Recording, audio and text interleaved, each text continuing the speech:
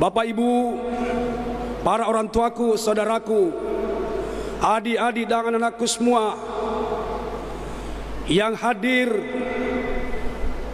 melaksanakan salat berjamaah Isya sekaligus salat tarawih dan witir di malam yang ke-28 bulan suci Ramadan, yang insya Allah akan mencurahkan rahmat dan kasih-Nya kepada kita. Amin ya rabbal alamin.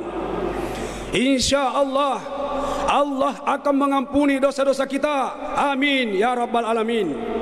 Dan Allah akan membebaskan kita dari siksa-Nya, siksa nerakanya oleh Allah Subhanahu wa taala. Amin ya rabbal alamin. Mungkin ada yang bertanya, kenapa penceramah malam ini mengangkat salah satu topik tentang persoalan doa? Alasan pertama, 10 terakhir bulan suci Ramadan kita dianjurkan banyak berdoa. Saya khawatir siapa tahu doa kita tidak sampai kepada Allah. Ya, bukan tidak diterima, tapi belum sampai. Yang kedua, sering ada ungkapan atau ada orang berkata, si A diterima doanya, si B tidak diterima doanya. Ini biasanya kalau terjadi pilkada. Biasanya. Atau jika terjadi sesuatu pertarungan, si A mendoakan si A, si B mendoakan si B, kebetulan si A menang, dianggap si A diterima doanya, sementara si B dianggap tidak diterima doanya. Nah, yang kedua. Yang ketiga, bahkan ada orang sering mengatakan, "Deka pernah terima doaku, Ustaz, kira-kira doaku itu diterima?" Mari saya mencoba menjawab pertanyaan-pertanyaan ini. Kalau doa kita tidak diterima, coba lihat, betul atau tidak? Diterima atau tidak? Apakah saudara sehat? Pasti jawabannya sehat. Berarti doamu diterima. Karena yang pertama kau minta kalau kau selesai sholat, pasti adalah wa'afiatan fil jasadi. Anda sehat kan? Berarti diterima doanya. Yang kedua, apakah saudara baik-baik keluarganya? Rukun-rukun. Istrinya bagaimana? Anak-anaknya bagaimana? Ya baik-baik, sehat-sehat. Berarti doanya diterima. Karena pasti Anda minta apa berbahasa Arab, atau berbahasa Perancis, atau berbahasa daerah.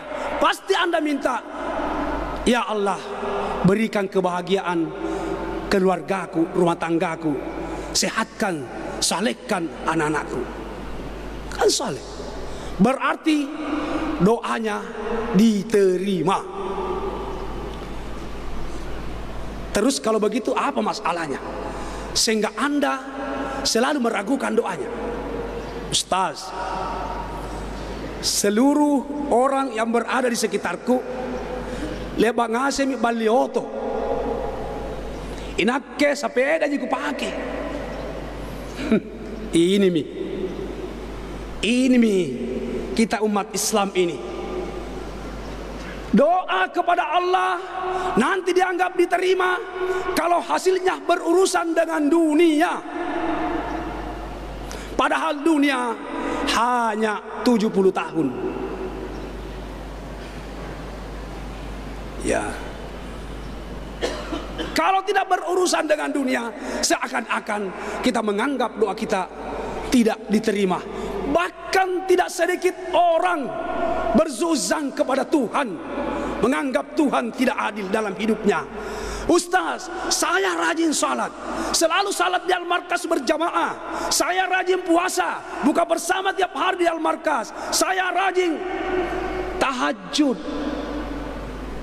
tapi hidupku begini-begini terus. Aduh, Tuhan tidak adil. Sekali lagi, tidak ada doa yang sia-sia. Semua doa-doa kita itu diterima oleh Allah, sepanjang ada sedikit, bukan tidak diterima tapi tertunda. Kapan tertunda doa itu diterima? Ketika kita makan, minum, berpakaian yang haram. Ya. Jadi kalau kita makan, minum, berpakaian haram, doa kita untuk sementara ditunda. Kapan bisa kembali sampai kepada Allah? Ketika kita bertaubat sungguh-sungguh kepada Allah Subhanahu wa ta'ala. Kisah singkat, ada seorang wali Allah yang bernama Ibrahim bin Adham. Ini wali yang sangat hebat di Arab pada saat zamannya. Tetapi hanya dengan memakan satu biji kurma yang dia tidak bisa isi sama penjualnya, itu yang menyebabkan doa beliau sebagai wali Allah tidak diterima oleh Allah pada saat itu. Nanti setelah bertemu anaknya, karena penjualnya sudah meninggal, 10 anaknya dia temui, baru Ibrahim bin Adham kembali mustajab doanya. Kira-kira bisa dibayangkan jamaah sekalian, kalau kita mau beli lansat 1 kilo, dicoba setengah kilo, padahal satu yang diisingkan oleh pemiliknya, bagaimana doa kita mau sampai kepada Allah? Dan ini yang terjadi di tengah-tengah masyarakat.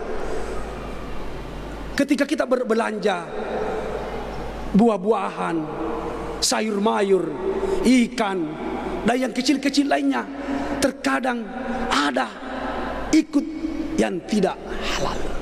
Dan ini kita makan, ini kita minum, ini kita konsumsi, termasuk anak-anak kita. Bagaimana dia menjadi anak saleh, bagaimana dia menjadi anak cerdas kalau kita berikan makanan, minuman, dan pakaian yang haram.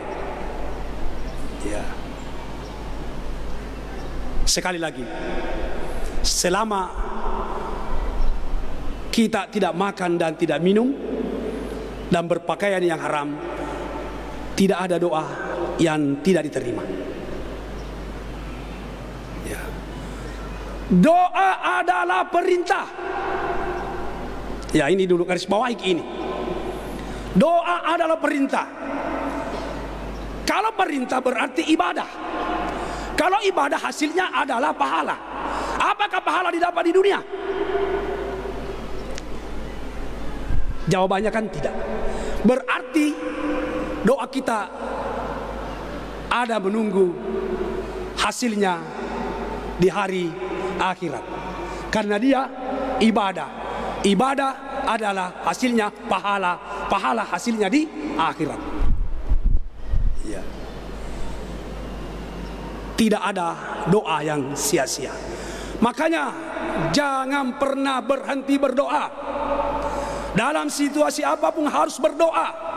Sebagian kita umat, kalau dalam keadaan senang, seakan-akan lupa berdoa. Nanti berdoa lagi angkat tangan, curhat kepada Tuhan. Kalau lagi jatuh, lagi bermasalah, banyak cobaan, termasuk musibah COVID ini, rajin kita berdoa. Dan ada yang mengatakan tidak diterima doa kita, COVID tetap berjalan. Nauzubillah. Gara-gara COVID kita tuduh, baru kita menganggap doa kita tidak diterima. Ya, doa kita diterima. Ya. Yang kedua, doa otaknya ibadah. Berarti tidak boleh ada ibadah yang kita kerjakan, apakah ibadah khusus atau ibadah yang luas umum, harus dimulai atau diakhiri dengan doa. persoalannya, sudahkah kita tahu semua doa-doa dalam aktivitas keseharian kita? Ini yang tanda tanya.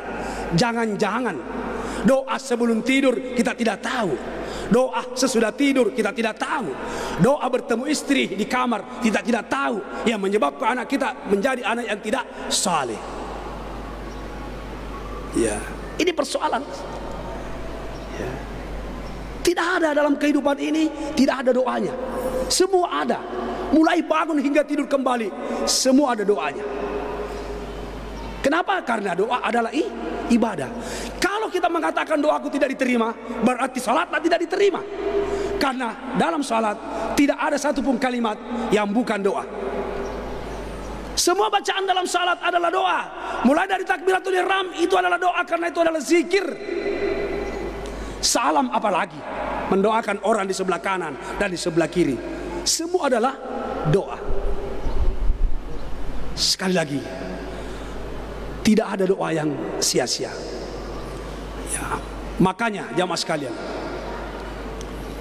Tuhan ini yang kita paham, supaya kita tidak berburuk sangka kepada Tuhan. Allah Subhanahu wa Ta'ala merespon 3 bentuk dalam menerima doa-doa hambanya. Nanti kita lihat sendiri, kira-kira kita berada di mana. Nah, yang pertama, ada orang berdoa memang mustajab. Itu mustajab namanya, langsung diterima. Ya, langsung diterima. Ya, mudah-mudahan kita masuk di dalamnya. Siapa itu gerangan? Para nabi, para rasul. Ini kan tidak ada nabi, tapi banyak mengaku nabi palsu. Rasul sudah tidak ada. Kalau begitu, siapa pengganti nabi dan rasul? Al ulama warasatul anbiya. Ulama itu adalah pengganti pewaris daripada nabi dan rasul. Hanya saja memang pertanyaannya, ulama yang mana bisa mustajab doanya? Apakah hanya orang yang berilmu? Masih tanda tanya. Orang yang berilmu, mengamalkan ilmunya dan mengamalkan ilmunya, mengajarkan ilmunya. Jadi ulama yang bisa mustajab doanya berilmu, mengamalkan ilmunya dan mengajarkan ilmunya. Kung kata masike pak disengen, yanre ko pak disengen. Ya, makanya ada dulu saya punya guru, sudah dua-duanya meninggal. Ya, saya banggakan sekali itu Prof. Rahman Basalama, karena saya sangat dekat dengan beliau. Ada dosen saya satu orang tidak mau pergi ceramah, padahal sangat hebat ini orang. Itu sepupunya Profesor Farid Wajidi, namanya Kiai Haji Abdul Rashid. Tidak mau pergi ceramah, akhirnya sakit. Tidak ada yang bisa mengobatinya. Apa kata Prof. Rahman Basalama? Nan reko pak disengemu. Nasabak mega pak disengemu. Ciaka ma pak guruangi ku padamu rupa tahu. Padahal tomalisekku. Sebagian umat Islam, kalau dia punya ilmu, nasubui. Apalagi kalau ilmu kanuragan, tidak mau ajarkan pak tetangganya menjual, tidak mau. Pasti cokok-cokoi. Selama ilmu kanuragan itu positif, kalau kau tidak ajarkan sama tetangga tokomu, nanreko iku matuk lesu mantaji kasiasi.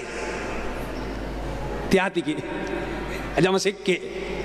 Ya, siapa lagi gerangan? Orang-orang saleh. Boleh jadi kita sudah ada di situ. Jadi kalau kita saleh, mustajab doa kita. Ukuran saleh sederhana, laksanakan perintah Allah, jauhi larangan Allah. Itu ukuran sederhananya orang yang saleh. Orang-orang seperti itu mustajab doanya. Makanya acara apapun yang kita kerjakan, selalu kita panggil orang-orang yang saleh. Tapi bukan Haji Saleh, orang yang saleh. Ya, yang saleh itu ya kita tahu mi makura dosana menurut pengamatan kita. Tapi belum tentu juga menurut Allah. Tapi menurut pengamatan kita, si A ini kurang dosanya. Kenapa? Dia imam masjid, misalnya begitu. Ya, jadi akhirnya setiap ada hajatan dia yang dipanggil mendoakan karena dianggap mustajab doanya. Yang kedua, ada orang sebenarnya doanya diterima, cuma tidak langsung, memerlukan waktu beberapa saat baru diterima. Tuhan dulu harus melihat, ini orang hambaku ini berdoa untuk apa? Apa untuk kepentinganku? Atau hanya kepentingan berhura-hura?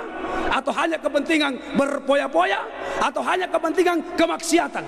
Dia pelajari dulu, sekaligus menguji kita punya keimanan. Apakah dia bersabar ketika dia berdoa, aku belum kasih? Atau dia menggerutu karena aku belum kasih? Makanya tidak langsung. Sehingga jamaah sekalian, orang tuaku, kalau berdoa ada satu yang kita harapkan kepada Tuhan, jangan cuma satu kali diminta kepada Allah, minta berkali-kali.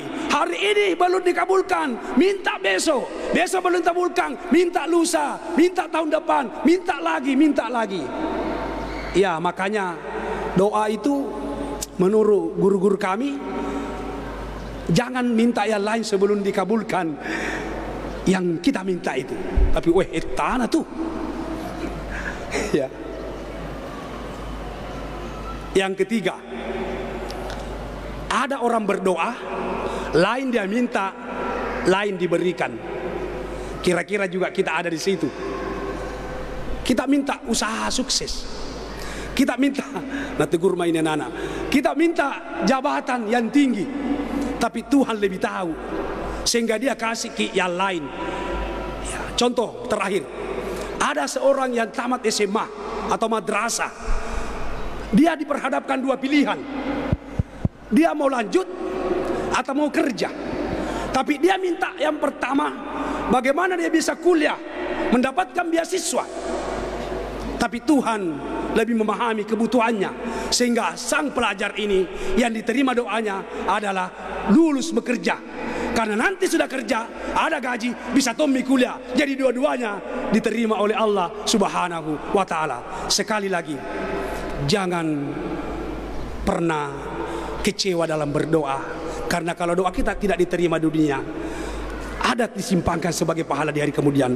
Boleh jadi doa kita sebagian diterima di dunia, sebagian disimpangkan di akhirat. Boleh jadi semua doa-doa kita yang hari ini kita minta, semuanya disimpangkan untuk hari akhirat, sebagai hari yang kekal bahagia selama-lamanya. Mudah-mudahan apa yang saya sampaikan pada kesempatan ini bisa